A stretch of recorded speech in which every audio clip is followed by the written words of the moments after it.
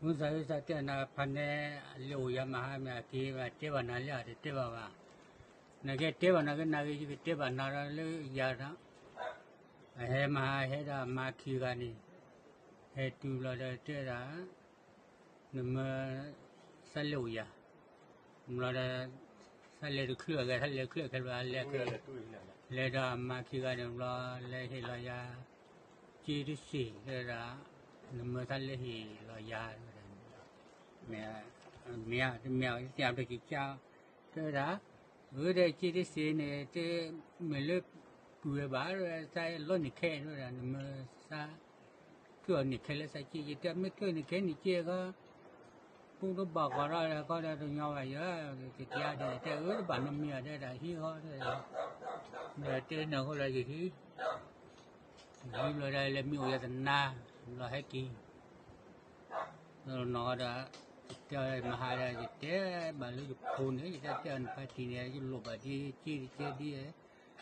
cái khi thì hai là cái trời thì nó blo như này khi cũ với đó cái trời bla nó blo nó là gì thế cái lụa bà đi chi đi rồi chơi nữa ya chi đó mới xin mới bà thế chỗ này ya được thế vậy là nằm sao lại thì là giá thế về đi này là gì nên lịch rồi đó bà ra là chân phải hay rồi đó mà chân này giờ cái gì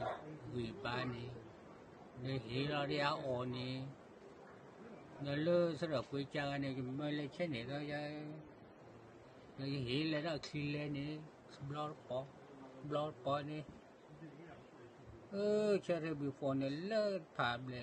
phải nhau bây giờ cũng nhà để chơi cái đi lò cái đó có ít thứ đó pada ít thứ mấy ông lo para đó hả mà para đó họ lừa để trả tròn đó ít thứ tròn đó đi nè phá đi nè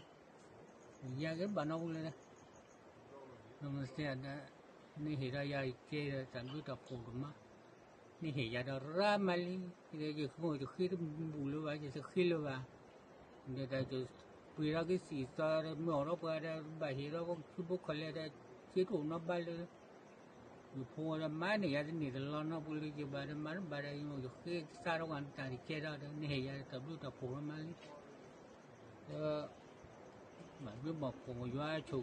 cái nào chủ kle cổ khó cái là phô ra mà phô kle tại chút đủ cha thế là cái cho nó mọi người chủ cái nào chủ kle cổ khó cái là phô ra mà có được có cái gì thì sẽ mấy nhà này chia là phiếu cái mỏ cái ông bà cái mà xíu cái cứ ở quê cái không bà cái lũ nó bà cái đó cái mọi người chủ qua cái này cái biết ta phụ nó đã quân sở và biết bộ phụ mà có được có cái cái của gì của gì chi chủ cái có cái chủ qua cái nào thọ bộ chủ còn luôn tại phía trà ma tàu tại chỗ là cái